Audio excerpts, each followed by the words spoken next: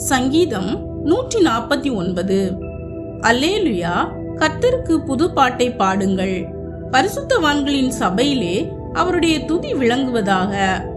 இஸ்ரவேல் தன்னை உண்டாக்கினவரில் மகிழவும், சீயோன் குமாரர் தங்கள் ராஜாவில் களிகூறவும் கடவர்கள். அவருடைய நாமத்தை நடனத்தோடு துதித்து தம்புரினாலும் கிண்ணறத்தினாலும் அவரை கீர்த்தனம் பண்ண கடவர்கள். கர்த்தர் தம்முடைய ஜனத்தின் மேல் பிரியம் வைக்கிறார். சாந்த குணமுள்ளவர்களை இரட்சிப்பினால் அலங்கரிப்பார். பரிசுத்தவான்கள் மகிமையோட களிகூர்ந்து தங்கள் படுக்கைகளின் மேல் கெம்பீரிப்பார்கள். ஜாதிகளிடத்தில் பழிவாங்கவும் ஜனங்களை தண்டிக்கவும் அவர்களுடைய ராஜாக்களை சங்கிலிகளாலும் அவர்களுடைய மேன்மக்களை இருப்பு விலங்குகளினாலும் கட்டவும், எழுதப்பட்ட நியாய தீர்ப்பை அவர்கள் பேரில் செலுத்தவும், அவர்கள் வாயில் கர்த்தரை உயர்த்தும் துதியும் அவர்கள் கையில் இருபுறமும் கருக்குள்ள பட்டயமும் இருக்கும். இந்த கனம் அவருடைய பரிசுத்தவான்கள் யாவருக்கும் உண்டாகும். அல்லேலுயா.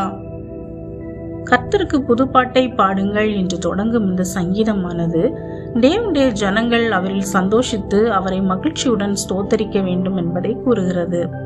தேவன் தம்முடைய ஜனங்களில் மகிழ்கிறார். தாழ்மை உள்ளவர்களுக்கு இரட்சிப்பை அளிக்கிறார்.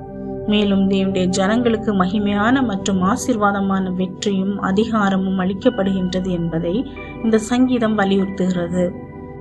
தேவனை மிகவும் நேசித்த ஒரு இளைஞன் அதை வெளிப்படுத்த தயங்கினான். ஒரு நாள் தேவாலயத்தில் அனைவரும் மகிழ்ச்சியுடன் கைத்தட்டி பாடி தேவனை ஸ்தோத்தரிப்பதை பார்த்தான். அதை பார்த்து அவனும் மெதுவாக சேர்ந்து பாடத் தொடங்கினான். அத்தருணத்தில் அவன் மனதில் ஒரு பெரிய சந்தோஷம் நிரப்பியதையும், தேவனை மகிழ்ச்சியுடன் ஸ்தோத்தரிக்கும் போது உள்ளம் நிறைவு பெறுகிறதையும் அவன் உணர்ந்தான். அன்று முதல் அவன் தயங்காமல் ஆண்டவரை மகிழ்ச்சியுடன் ஸ்தோத்தரிக்க ஆரம்பித்தான். இதை போல நாமும் தேவனை புதிய பாடலுடனும் மகிழ்ச்சியுடனும் ஸ்தோத்தரிப்போம்.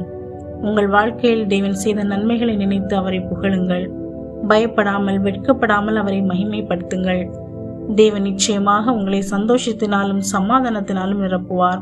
இன்று முதல் உங்கள் ஸ்தோத்திரம் உங்கள் பலமாக இருக்கட்டும். ஆமேன்.